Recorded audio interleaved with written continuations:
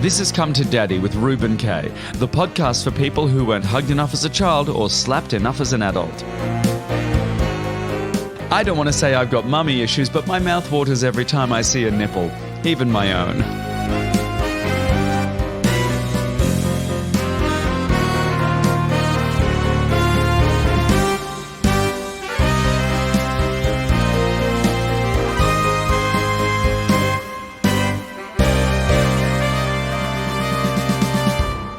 Hello and welcome to a fresh edition of Come to Daddy. We peeled off the wrapper, had a sniff, and it's still good, so here it is.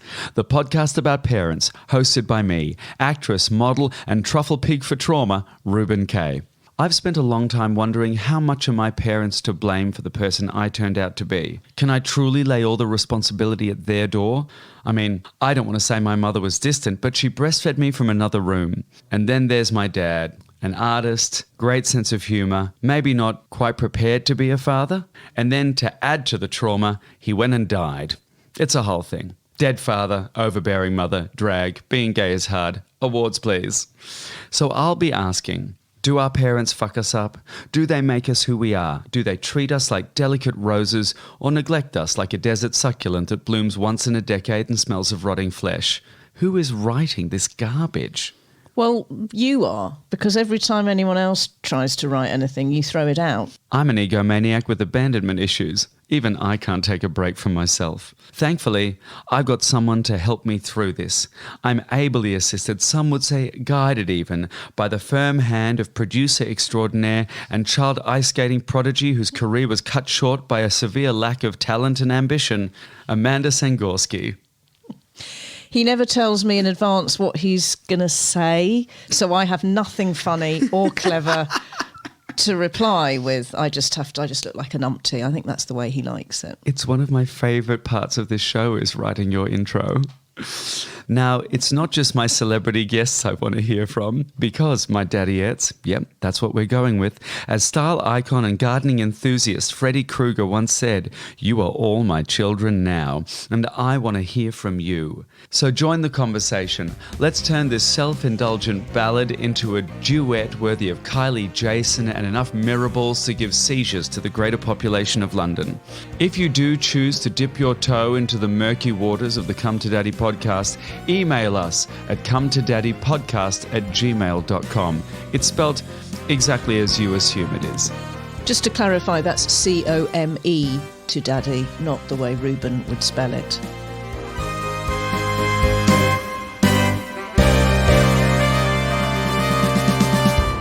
So let's get into it. German philosopher Nietzsche espoused the power of the Übermensch, the Superman, but even Nietzsche couldn't see the dawning of a new age where we worship at the altar of the super twink. That twink is my guest today, a TikTok sensation known for his online parody sketches that skewer popular culture and have earned him a huge following and millions of views. I am seething with jealousy. He is also a successful stand-up and writer of highbrow comedy shows. His last one featured a statue of a man with a giant penis that he says his parents and grandma enjoyed very much. Here at Come to Daddy headquarters, today we're finally going to answer the question, what happens when two bottoms finally meet? Will the resulting vacuum create a singularity that warps the fabric of space-time continuum and sucks us all into oblivion? Or is it just a wet slapping sound as we smash buckets? Hope you got your wellies on. Come to Daddy, Daniel Foxx. How dare you? I am a dom top with it. I can tell by the pearl necklace and the way your hand is shoved between your legs currently. We were just admiring, I don't know if that was on camera or not, but we were talking about our mutual pearl necklaces. Yeah, I know. Look, dress for the job you want. That's the thing, isn't it? Yeah, and the job I want is bukkake bottom. Yes, well, I think it's coming for you any minute. So just quickly, talk to me about this giant statue with a giant penis and your grandmother just loving herself sick on it. So the musical is Unfortunate, the untold story of Ursula the Sea Witch, which is giving Ursula a kind of wicked moment. Could not get a ticket to that in Edinburgh. I'm so sorry. At all. You should have said. I would have sent you one. I should have. I'm too humble. Well, when it comes, that's one of your many fatal flaws, isn't it? But so our Ariel, we've made this sort of Essex girl who's still longing to be where the boys are, but we were like, what what does she actually want about human boys as opposed to mer boys? And it's like, well, they actually have something from the waist down. So she's desperately looking. We've changed the song, I Want to Be Where the People Are, to I Want to Be Where the Boys with Dicks Are. And at some point in her cave of treasures, she's collected this giant statue of a man with, honestly, like an arm length cock. The dream. The dream. And it has a function on the back where you can pull it and it gets erect, and it's a whole thing. Oh my God. Props, special effects. Yeah, the budget all went on that. Yeah. And my grandma came to see the show. My parents kept going, I was like, it is quite rude. Like, it's really quite rude. Like, it's very sexual. And they were like, oh, no, don't worry. I'll just go over her head. I'm like, I don't think it will. Like, well, just remember this. Nana's not a virgin. Right. So your Nana comes to see the show. She came to see the show. She sees the giant dong. Loved it. Yeah, she did. The feedback, I wasn't there because I was on tour with something else. And Sorry, I was too busy to be at my own show when my parents came because I was with something else on tour. Doing something else. But they went, so apparently she really loved it. Afterwards, I spoke to her on Zoom and she was like, oh, yeah, she thought it was wonderful. Daniel Foxx, into the lion's den, through the gauntlet we go. This is my parental questionnaire. Quickfire answers only. Names of parents? Jackie and Dave. Which one's which? Jackie is my mum. You hesitated. Jackie. I mean, what is gender? True. Please. Jackie is my mum. Dave is my dad. Lovely. Ages? 60 and 64. Nice. And where do they live? They live in Hampshire now. They are from Yorkshire. So all my family have northern accents apart from me. Yeah, how did that happen? I think, well, they raised me in the south, so that's part of it. I think also they were just too encouraging, gave me too much license to do whatever I liked. And I think one too many times of going, you can be anything you want. And at about 6, I went, oh, well, I should be Tilda Swinton then, I suppose. Yeah. Or Oscar Wilde or something. I love that. I feel like that's also the Tom Allen paradox. Come from common as my parents and end up sounding like you've got a golden plum in your mouth. There's quite a few gays with relatively working class parents who have posh voices. When was the last time you spoke to the parents? Gosh, this morning. The parents, by the way. Yeah. This morning. The wife. There's a family group chat, which is primarily my mum sending pictures of the dogs and everyone putting their Wordle score in each morning, which is very retro of them to still be playing. A game that's barely even a year old. Yeah. Incredibly very retro. So démodé, very passé. I have to say this, almost every single guest we've had on here has said, oh, we have a family WhatsApp group. And then I'm talking to all my friends recently, all they have family WhatsApp groups. The idea of my family being on a WhatsApp group together is horrendous. I think you should start one. Right now? Right now, I want it on air. Right now, on air, I'm starting one. My stepfather will be furious because he hates any kind of technology.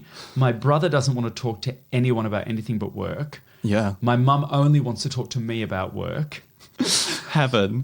All right. Well, if it existed. What would you call it? Your family group chat? What would I call it? Sophie's second choice. Good. There we go. What would you call yours? Ours is called, it's just very sweet, The Hive, because they have bees. They've got a beehive and they're like 2 little beekeepers in the countryside. It's very sweet. That's really nice. Yeah, it's cute. I think the beehive is the ultimate model that we could model a new matriarchal society on. One queen getting fucked by hundreds of soldiers and eating honey all day. But she has chemical control over everyone in the country. I want it. Yeah, okay. I want it. Too many people are having kids. They should not be having kids right now. Yeah. Yeah, and just every emotion is controlled just by some pheromone. God, you'd love it. I would. Am I secretly a Tory? But is it a secret? How dare, don't you dare put that out there. That's like, I love it. You could call me anything under the sun, but call me a Tory. I'm like, that's my line. As you sit in your Baroque pearls from your muse in marble arch. All right. So Jackie and Dave live in Hampshire. You're originally from Yorkshire. They're originally from Yorkshire. Oh, don't twist my words. Listen. I'm doing what the notes say. So the parents are originally from Yorkshire. They live in Hampshire. You sound like this. Yeah. I have another question, a little parallel. Do you think there's anything about being gay or queer and forging your own identity that ties in with somehow you maybe being like, oh, I also have this accent? Yeah, I think so. I think there's something in, if you are queer and you are growing up thinking, I can't be this right now, I'm having to live in secrecy to a degree. You spend time in your head planning what you will be one day when you're free. And I just applied when I was 18. I applied for 5 universities in London. I was like, I'm just going to go straight to London and reinvent myself. And I think there's something about sitting for all that time fantasizing in your head and just carving out.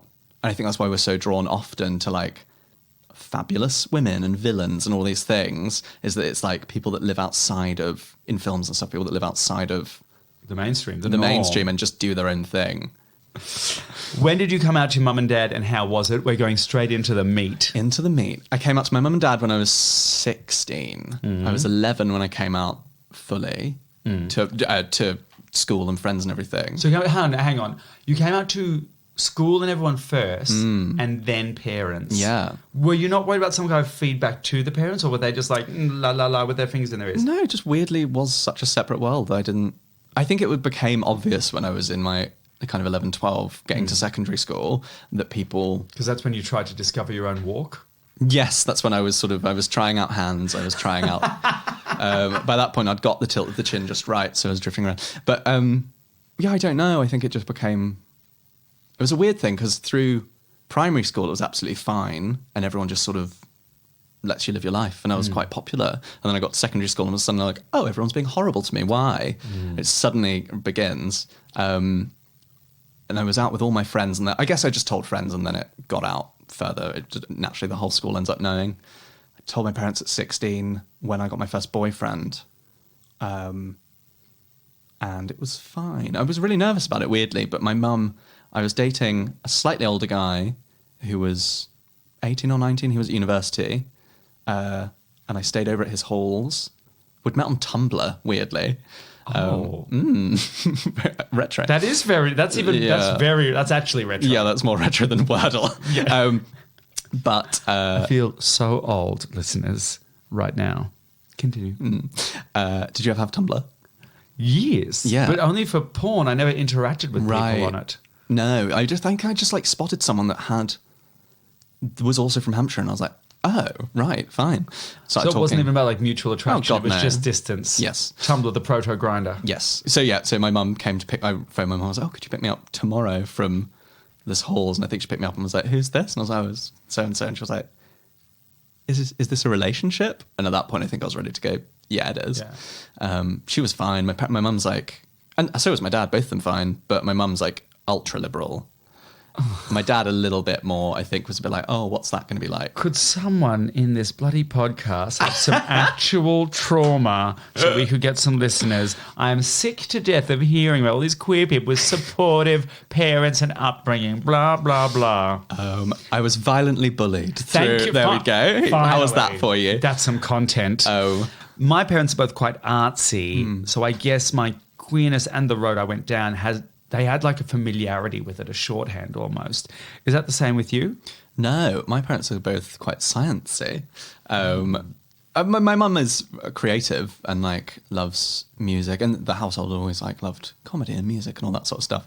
But my mum is sort of an expert in like dementia and the brain and stuff like that. Well, that seems like a good place to start for comedy and queerness. Yes, right, exactly. Debilitating mental, well, not mental, but like brain diseases. And my dad is an aquatic biologist, but both also business people. They both like have made their own businesses around those things. Oh, wow. So yeah, quite different. But I think artistic stuff is always valued very highly in the house. We're always listening to like comedians' tapes and car journeys. And what comedians did you guys like to listen to? There was always a lot of like Billy Connolly. I think maybe some French and Saunders. There was definitely Jasper Carrot. It was some like old school comics. But yeah, like that was always on in the car. So it was always around. I think it was quite a high value placed on being funny. My parents are quite funny. Quite, but not very. And I love the passive aggressive British nature of making positive things suddenly seem down market. Right. I think in America they don't have it, but here quite can sometimes mean very, and sometimes it only means a bit. So if you said someone is quite beautiful, it really means they're very beautiful. No, it doesn't. No, it means they're a dog. Quite is like calling a village quaint. Yes, but that's because you're basic Antipodean scum. But when you... when you originate the language and you have the nuance, there's... No, okay. But... do you know what you are? So working class in this moment. Yes, that's the thing. From very humble origins. Yeah. When the revolution comes, he'll be the first head on the chopping block. Slice straight through the pearls. Yeah, the pearls fall in slow motion. Please, that's why I'm wearing them. A dove flies. If anyone ever mugs me to death, my last action will be to pull them from my neck like Batman's mum and let them spill across the floor. And there we go, back to trauma and creating your own identity. Fan theory, Batman is a closet queen. Yeah. Flair for the dramatic, loves black. Leather. Too many accessories. Covered in, yeah. He's a fetish queen. Mask, yeah, 100%. You were saying that you were bullied at school. Were your parents aware of it? No. No, they didn't. I think a little bit. I think they knew that maybe some people were mean, but I didn't let on that I was being like Why bullied. didn't you let on? Because to tell someone that you are being bullied, the immediate question would have been, oh, why? What are they saying? Oh, they're saying I'm gay. Why are they saying that? Because I'm gay. You have to come out. Yeah. If you are a queer person being bullied, to tell anyone is an act of coming out, which is terrifying. Even telling teachers, because they would have got my parents involved. You just had to deal with it. So I went to a 10-year high school reunion. I know, don't ask me why. And at the high school reunion, all these guys came up to me and off their own bat started apologizing to me because I was pretty horrifically bullied and I had to go to a hospital and have my face like stitched up and stuff. Australia. And it was really amazing how many of them came up and actually apologized. The first one who did, I've got to be honest, I didn't recognize him. Which I was like, I didn't mean to be catty, but I was revenge of all. Yeah, I'm so sorry for the way I treated you. I thought it was really cool, blah, blah, blah. And I was like, oh, that's okay. I'm Reuben. What's your name? Sorry, what? And I kind of realized really quickly, one of them was crying on my shoulder saying, I've got kids now, and if anyone did to them what I did to you, blah, blah, blah. Wow. And I kind of had this moment where I was like, oh, this apology isn't actually about me. I know. What would you do, Daniel, if someone approached you like they did Reuben? I don't know. Is it honestly like there's a degree where I am aware that it was like they were going through their own thing, and I actually think it's nothing to do with being necessarily gay. I think it's being free. Them seeing someone just being themselves and not being, because they've all been raised in the patriarchy and like they have what a man is supposed to be and what their dad and their uncle and their brother and their cousin told them what they could be and couldn't cry and couldn't behave like this. And then to see someone doing it is so triggering of being like, well, I've had to be like this the whole time. Why you can't be like that? What? That's what they all sounded like. They were all middle-aged men, all accountants. But then I think it's a reaction because I can remember so much of it being like questioning and being like, oh, mate, are you gay? And all, oh, you're fucking gay, aren't you? Are you gay? And the moment you were like, yeah, half of them would be like, oh, right. It's just nothing there. And I think there's a curiosity there as well. So if they apologise now, I mean, I'd love an apology. Would I accept it? Yeah, through gritted teeth, probably. But again, I don't think it would be 100% about me. And also what's really annoying is that some of them have come out now. So that's just like was internalized homophobia that they lashed out onto someone weaker. And some of them are like, one of them who was an absolute cunt is now this like cool hippie. Oh, I hate that. Like, you don't get to be this like, you don't get to be like, oh my God, peace and love after your journey to that point was making several other people's lives a living hell. Mm-hmm. Like, fuck you. No one likes a woke bully. Yeah, no, the worst. Yeah. Your FB page, nope. Your Facebook page describes you because I went to your Facebook page because I am down with the kids. Yeah. Your Facebook page... Are any of them on Facebook? Huh? Is it just you and the mums on Facebook? It's just me and the mums. Yeah, I'm Sadly, trying. It's me that found that information. I thought I was being quite cutting edge. Well, I thought, look, I've gone on his socials. Thank you. I mean, I took that. I was taking that bullet for you, Amanda. This is what it says. I really did. You see me like suddenly switch tactics? So your FB, what are we doing? That's what we call it now, FB. We don't even Okay. use the full. It's just FB page. Yeah. That's food and beverage, Yeah. Amanda. What have I done? Sorry, I won't interrupt. The Facebook page describes you as concerned mother of 3, which I love, whereas your Twitter page says you're an evocative dancer. Who was the real Daniel Foxx? I'm an evocative mother of 3, I think is the true What do you evoke? misery. Kathy Bates, what an icon. Yeah. One of your sketches features you playing 2 mothers of privileged children called Blaze, Cosmo, and Cholera. I live for this. I spend half my life looking at words and going, anytime anything comes up, going like, could that be a child's name? I do the same. Epiphany and fistula. Yeah. That's really Have good. them. Have 'em. Retinol. Retinol's a great one. Anything like that, yeah. Could you mind if can I ask something, Reuben? Yes. So with the sketches that you've talked about, you're playing the mums in the sketches. Are you going there? I was just about, that was where I was on going then. there. I You know love what? this dynamic. It's 'cause- on his own. I can't find. I don't know. No, I don't know what's going on. we've synced cycles, so it's fine. It's actually beautiful to see. It's symbiotic. It's no fun to be involved.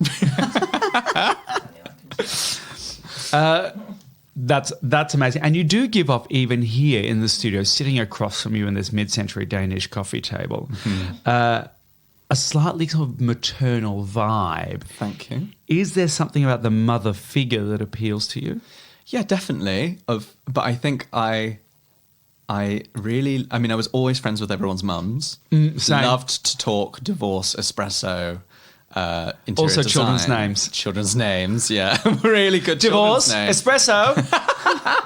I just did what I really thought. I found it deeply funny, but very few people commented on it. But calling a child self-care, Great. with a K. Oh, Anyway, but it's stern mums that I find the funniest. I love like a Kate Blanchett, a Tilda Swinton, a young Maggie Smith. These kind of like arch Fiona Shaw. Anyone being sort of an iciness to them. I love that, but I love a single tear, so I'm a Julianne Moore. Okay, also Julianne Moore. Obviously, mothers feature in a huge way here. I myself, every so often, sometimes prove Oedipus right and Darwin wrong. I'm banned from that zoo now. To what extent are these mother characters in any way inspired by your mum? And do you bring your mum into your act or your family into your act? I do, but they're not inspired by my mum. Those kind of arch cold. My mum's like very, very warm. Right. Both my parents very like warm, friendly people, which is maybe why I find the other so funny. Possibly, I'm doing sort of the opposite of them. But I do. My mum's like always coming out with phrases and little things where whether she means to or not. I remember telling her about. I was on a bus and a woman's handbag fell into the middle of the bus and a small vibrator rolled out. And I told my mum, and my mum went, "Why would anybody buy a small vibrator?" I was like, "There we go, good." We were at a restaurant. How old were you at the time? 14, 15, probably. Perfect. We were in a restaurant and she'd had like a pizza. It was like a 9-inch pizza. And she went, "Oh, that's 9 inches. Your dad's been lying to me." It's all very kind of that. I love it. And my dad's very, like there was always everyone kind of joking. Everyone's quite funny. That's really lovely. And so sex positive. Yeah. Do you think your parents are having a lot of sex? Really regrettably, yeah, I think so. Yeah. They've always... So that was my pelvic floor. Yeah. Drop finally. Yeah. Because it's been dangling low for a while, but I've got to have a man in come to out. have it laminated. I mean, I don't know how much they'd want me airing this, but I think they're still like they've always been a couple that are still like very in love and like almost like quite braggy about it, which is a bit annoying. That is awful. But they're romantic, yeah. Have you noticed as you get older that you are turning into your mum or dad in any way? According to science, it happens whether you like it or not when you're about 33, which has obviously not happened to you yet, but that's fine. Well, I was going to say that the issue there is that I'm not getting older. I am. She's frozen in stasis. She's pickled and preserved. Is there a portrait of you somewhere in an attic? Yeah, and it's so rotten now. Are there bits of me that are like, yeah, definitely. Me and my mum both love a fad and always have. And I think I've probably, I don't know if I've picked that up from her, but will always be and always have been picking up a million little hobbies, like some Victorian socialite hobbyists. My mum's Today we're doing silhouettes and miniatures. genuinely that. So like my mum at one point is like, she's learning the bassoon. Now she's learning ukulele. She's joined a ukulele group called the Ukuladies in her local area. No, absolutely not. It's the kitschest thing. Jackie, how dare. Talk to me. She will be like, I'm learning Russian now, and then she's on to the next thing, and I'm very like that, always doing all the fad diets of the 2000s, whether that's lemon Weight and cayenne Watchers, pepper and maple lemon, syrup. cayenne pepper, Meryl syrup. Meryl syrup. A wonderful child's name. Really good She's got everything now. She's got Oscars. Now she's got a syrup. Maple syrup.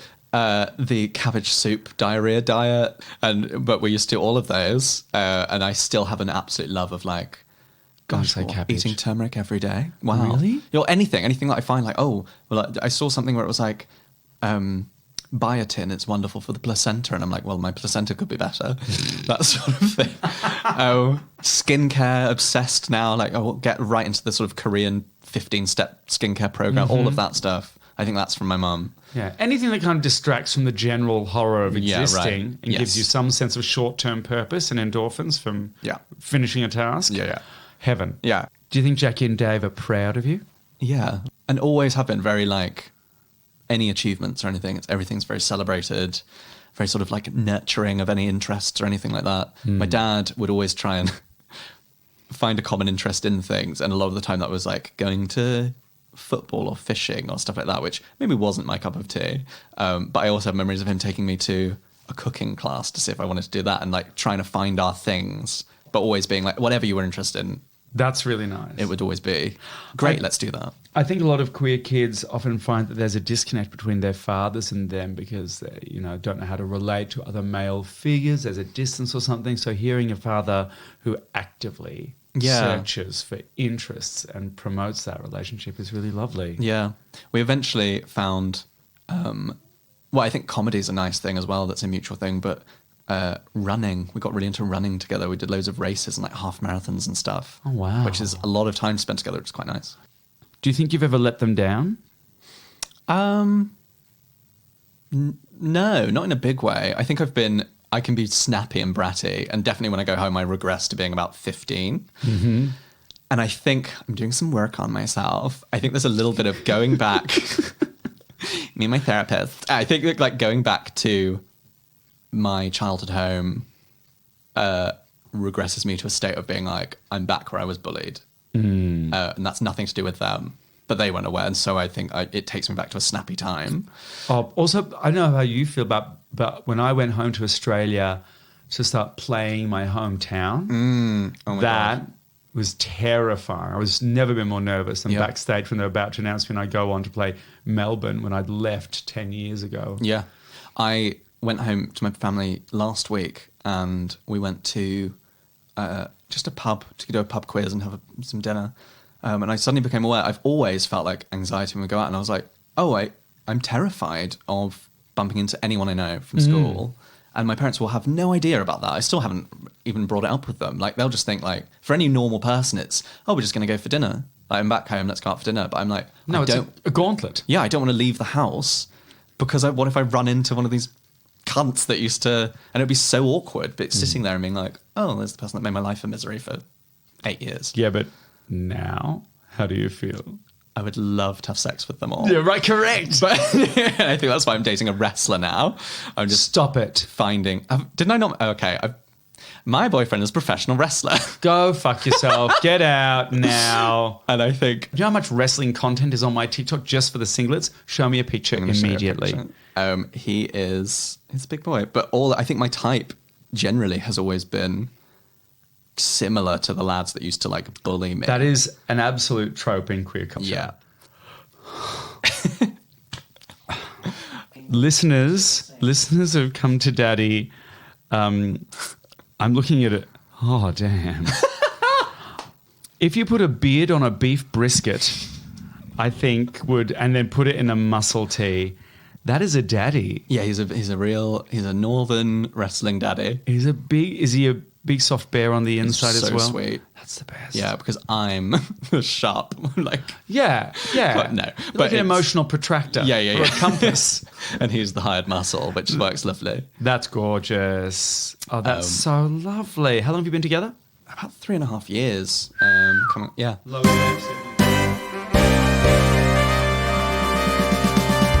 We're coming to our favourite part of the show. It is time for the Come to Daddy Pick and Mix, where you get to sample the delicacies of your parental experience. And today, you have chosen, drumroll please, Amanda. It's quite hard. There's a lot of saliva on that microphone Got now. a sore tongue. Daddy, look, I'm doing a dive. Please give me a way you tried in your queer desperation to attract your mother and father's attention. I used to start so many businesses as like a 5-year-old, just around the house. Right. But I would be a dentist and be like, you have to come and I will brush your teeth for you. And like, I'd like make under the stairs into an office. Or I would be sort of like an admin department where they would have to come and I would photocopy things under using like the cushions in the living room to like slide the paper under and they'd be like, there you go. I charged them and they had to pay in coins, real money. I think at one point I had some sort of HR department because I remember interviewing them in front of a desk. What are you, the queer Jacob Rees-Mogg?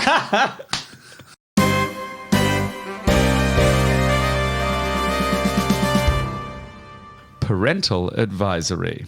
Parents love to give advice. My own mother told me, Reuben, you don't have to suck the dick, but you do have to roll it round in your mouth to get the money. And that was her only advice to me about tax. Yeah, and God bless. God bless. What was yours? What did Jackie or Dave pass on to you? Bad advice. Yes, hit me. My mum's whole life revolves around defying use-by dates on food. If there's something moldy, just cut the moldy bit off and eat that. The fridge is full of like blue fur. Dad is dead. She's wiping down the counters with chicken cutlets.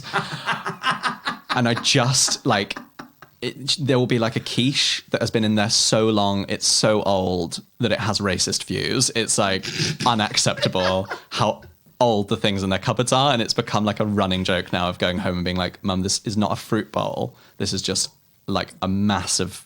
But I think now blue cheese. Yeah, this is really good cheese. Yeah.